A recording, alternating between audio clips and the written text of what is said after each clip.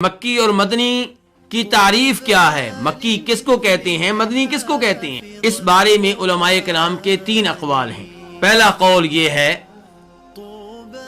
کہ قرآن کریم کا مکی حصہ وہ ہے جو نبی علیہ الصلوۃ والسلام کی مکہ سے مدینہ کی جانب ہجرت سے پہلے نازل ہو، اور مدنی حصہ وہ ہے جو آپ کے ہجرت کر لینے کے بعد نازل ہوا۔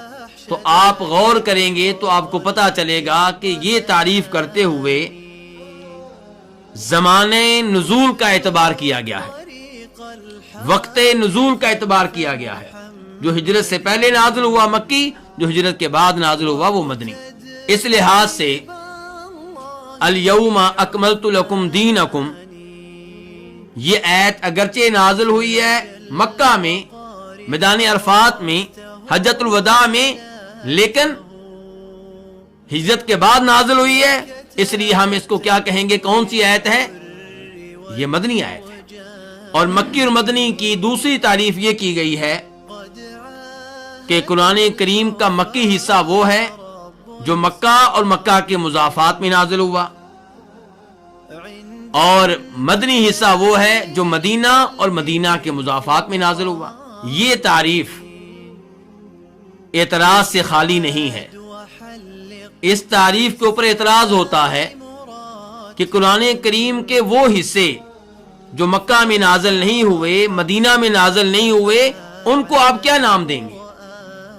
مثال کے طور پہ سورہ فتح ہے، انا فتحنا لک فتحا مبینا، یہ مکہ میں نازل نہیں ہوئی، یہ مدینہ میں نازل نہیں ہوئی، بلکہ جب آپ مکہ سے مدینہ کا سفر کر رہے تھے راستے میں نازل ہوئی تھی۔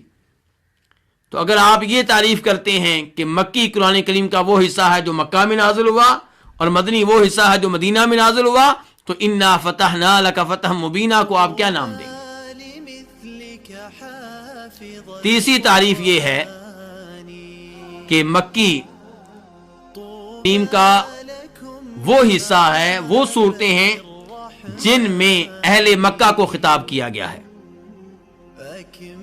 اور مدنی قرآن کریم کا وہ حصہ ہے جس میں اہل مدینہ مخاطب کیا گیا ہے۔ اب سوال پیدا ہوتا ہے کیسے پتا چلے گا کہ اس صورت میں اہل مکہ کو مخاطب کیا گیا اور اس صورت میں اہل مدینہ کو مخاطب کیا گیا ہے؟ تو یہ تعریف کرنے والے جواب دیتے ہیں کہ جس صورت میں یا ایھا الناس کا لفظ آیا اس کے مخاطب مکہ کے لوگ ہیں، اور جس میں یا ایھا الذین آمنوا کا لفظ آیا اس کے مخاطب مدینہ کے لوگ ہیں۔ لیکن یہ تعریف بھی اعتراض سے خالی نہیں ہے، کیونکہ قرآن کریم کی بہت سی ایسی صورتیں ہیں جن میں یا ایھا الناس کا لفظ بھی نہیں ہے اور یا ایھا الذین آمنوا کا لفظ بھی نہیں ہے۔ مثال کے طور پہ سورہ کوثر، سورہ اخلاص، سورۃ العصر، تو آپ ان صورتوں کو کیا نام دیں گے؟ تو اس لیے یہ تعریف بھی درست نہیں ہے۔ تو صحیح تعریف وہی ہے جو پہلے نمبر پہ ذکر کی گئی ہے کہ مکی قرآن کریم کا وہ حصہ ہے جو ہجرت سے پہلے نازل ہوا، اور مدنی قرآن کریم کا وہ حصہ ہے جو ہجرت کے بعد نازل ہوا۔